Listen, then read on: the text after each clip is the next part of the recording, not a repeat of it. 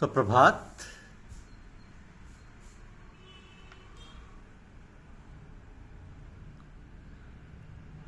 अब घट प्रगट भये समराई, सौध शरीर कनक की नाई। ये हमारी आज की आध्यात्मिक चर्चा का विषय है। अब घट प्रगट भये समराई,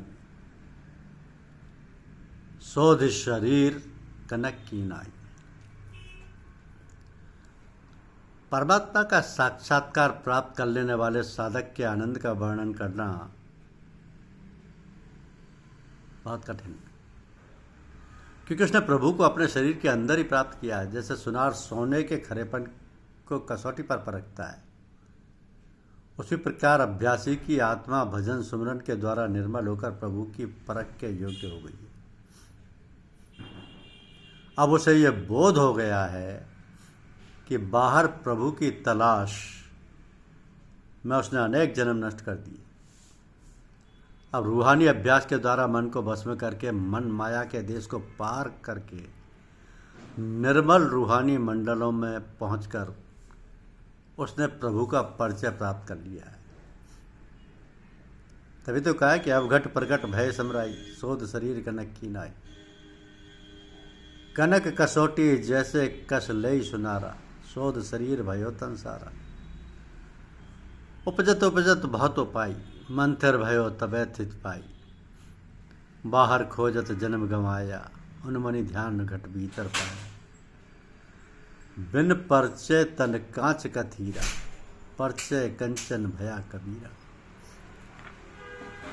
तो जिस परमात्मा को लोग अगम अपार और अगोचर कहते हैं, वो गुरु के प्रदान किए हुए अभ्यास की विधि के द्वारा साक्षात देखा जा सकता है। जिसको लोग बाहर जगह जगह ढूंढते फिरते हैं, वो सारे संसार में व्याप्त है, परंतु नेत्रों के पीछे लगे वज्र कपाट खोलने के बाद ही वो परमात्मा अंदर और बाहर प्रकट होता है। उन्होंने नाम के अभ्यास द्वारा परम पद को प्राप्त कर लिया है और सब प्रकार के कष्ट और विकारों से छुटकारा पा लिया है। तो एक बार अंतर में आत्मिक आनंद का रस प्राप्त हो जाता है तो मन स्वयं ही बाहर सांसारिक पदार्थों के पीछे भागना छोड़ देता है। अब मन पर अंकुश लगाने की आवश्यकता नहीं रहती, वो मित्र बन जाता है। अब जहां भी मेरा मन जाता है वहां प्रभु की सत्ता के सिवाय उसे और कुछ दिखाई नहीं देता। जब तक मन शरीर में रमा हुआ था तब तक वह संसार के द्वैत में उलझा हुआ था। आंतरिक ज्ञान प्रकट होने पर सर्वत्र वह एक परमात्मा ही रह जाएगा। तो बाहरमुखी पूजा पाठ और भेष धारण करने का क्या लाभ है, यदि मनुष्य प्रभु से मिलाप के मार्ग का भेद नहीं जानता। जिस प्रकार उद्दंड या शरारती पशु के गले में काठ का कुंदा लटकाने पर भी उसकी आदत नहीं जाती, इसी प्रकार नाना प्रकार के भेष धारण करने पर और कर्मकांड को अपनाने से मन की दुष्ट आदतें दूर नहीं होती। यदि हृदय में सच्ची भक्ति और प्रीति ना हो तो बाहर आंसू बहाने का दिखावा व्यर्थ है, और यदि भीतर मैल भरा हुआ है तो बाहर के स्नान आदि से क्या लाभ।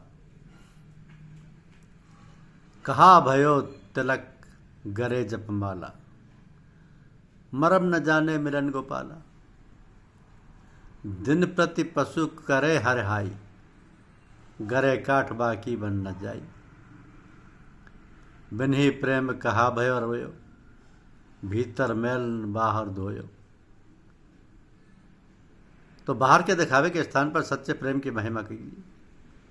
सच्चा प्रेम ही अहम से छुटकारा पा लेता है तथा अपने प्रेम व भक्ति के स्वरूप प्रभु से मिलकर उसी का रूप हो जाता है। ते ही हर क्या वही कई कामा, जय नहीं चीने आत्म रामा। थोड़ी भगत बहुत अहंकारा, ऐसे भक्ता मिले अपारा। केवल पुस्तकों के ज्ञान से मनुष्य सच्चा आंतरिक अनुभव प्राप्त नहीं कर सकता, और बिना अनुभव के पुस्तकें अंधे के लिए दर्पण के समान है। कोरा किताबी ज्ञान रखने वाले लोग उस करछी या चम्मच के समान है जो स्वादिष्ट भोजन परोसती है पर उसका स्वाद नहीं जानती। तो कबीर कहते हैं कि मनुष्य बाहर चाहे आकाश पाताल तक खोज ले, उसे वह प्रभु नहीं मिल सकता जिसे पाकर ही अहम या हाँ में दूर होता है।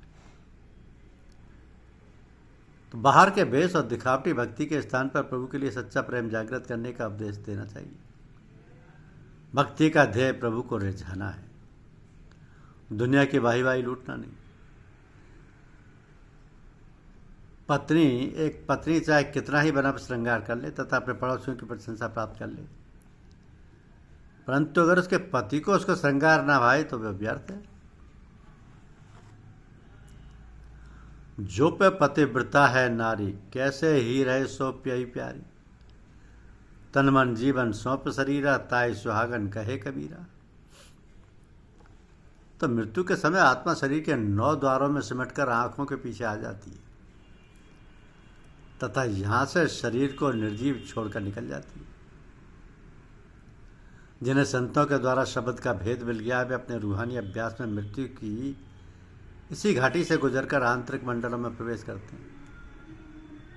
मृत्यु में आत्मा शरीर को छोड़कर चली जाती है, परंतु इस रूहानी अभ्यास में वह वापस शरीर में आ जाती है। अभ्यास में इस अवस्था को प्राप्त करने को संतों ने जीते जी मरना कहा है। तो गुरु की कृपा से जो जीते जी मरने के अभ्यास में सफल हो जाते हैं, वे मृत्यु के भय से मुक्त हो जाते हैं।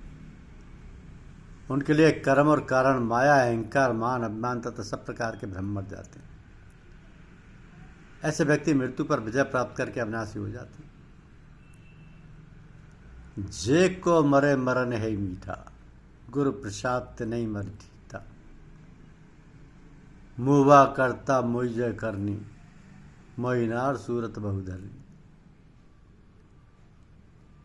जीते जी मरने की अवस्था गुरु द्वारा प्रदान किए हुए शब्द से प्राप्त होती है।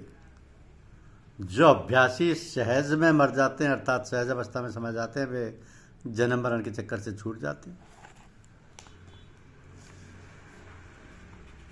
जन्म मरण के चक्कर से छूट जाते हैं।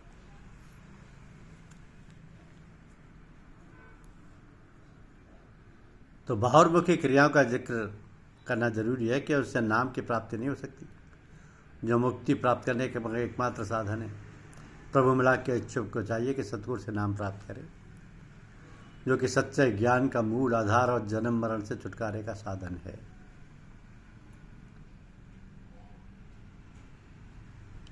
ऐसो देख चरित मन मोय मोर, ताते निस्बांसुरी गुण रमे मोर। एक पढ़ई पाठ एक भ्रमे उदास, एक नगन निरंतर रहे निवास। धन्यवाद। यूट्यूब चैनल को लाइक और सब्सक्राइब अवश्य कीजिए। शुक्रिया।